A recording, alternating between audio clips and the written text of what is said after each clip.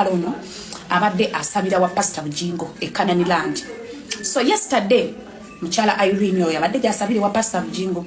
Yesterday babadde ne overnight. Wababadde ne overnight omukyala ono n'agenda osaba. Bwe yagenza osaba yafiiridde mu katebe.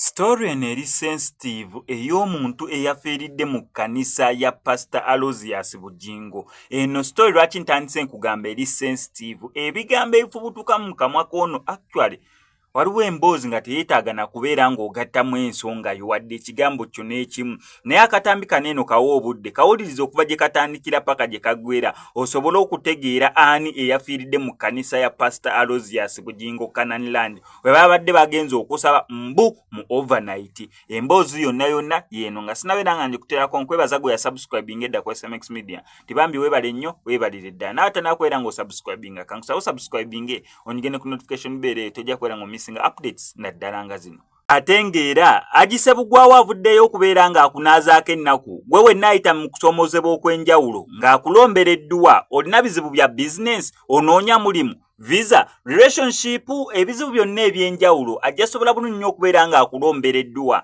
ng'omukubirako ku nnamba yeeyo ey'essimu mukwatagane. Oba yafiiridde mu katebe oba mu process nga bamutwala tetumanyi naye bo bagamba babeddwadde bagamba bamuleese akoze eki afudde. So kati abantu ba church oba baani abajja omukyala nga afudde ku church ne bamukwata ne bamukasuka emulago. Oba mukasuka emulago ab'emulago ne bakebera mu nsawo ye mwabadde bamutute na buli kimu ekintu kye bonna babadde bakiwereddeyo bamutute mu ddwaliro n'ebintu bye byonna ne batakwata buvunaanyizibwa kubira famire ne bakwata oyo oba kuba ab'eddwaliro bagamba yabadde afudde. So bo ne bakwata ennamba mu ssimu y'omulwadde y'omufu Omukyala Irene yafudde ne bakuba essimu muganda we kati muganda we babadde bonna basabira wa Pastor Bujingo kati bali babiri mukadde ne muganda we oyo lumuze bwe nkoma we waka oba ku weekend we siva mu nyumba muganda we yatera okundeetera emmere wansi waka. So muganda we nga bamukubira omuntu bwati ne bwati omumanyi yabadde ne national ID mu nsawo ye omuntu bwati ne bwati omumanyi n'amugamba yafudde kati family ne yesula negenda emulago bamutuseeko bambi nga yafudde era mu katamire ng'etuuka nga babagamba yafudde biki bamuleese akoze ki bamuleese afudde. Kati bwe mbadde okukungubaga jjukira mu kukaaba ebigambo bingi biyitiŋŋana bye sigenda kwogera for now until nga njogedde n'omusumba Pastor Bujingo oba abakulu b'echurch tubeetaaga mwene ensonga mama w'omufu alina ebigambo byayogera like nga bumanyi omuntu ng'afudde ebintu bingi. So I want to talk to Pastor Bujingo sinayogera bigambo biri eri ku mufu nga ngenze nenkola live mbakubaze mbaseeteekamu nga mbalaga embeera nga n'ebigambo ebyogerwa saagala kwogera bigambo byogerwa wali. I want to talk to Pastor Bujingo. I want Pastor Bujingo to come oba omuntu yenna omukulu mu church ajje ayogere ne family n'aba comforting because ebigambo ebiri mu kwogera mu kukungubaga bingi azini biri minute eyafudde mukadde bamuyita Irene.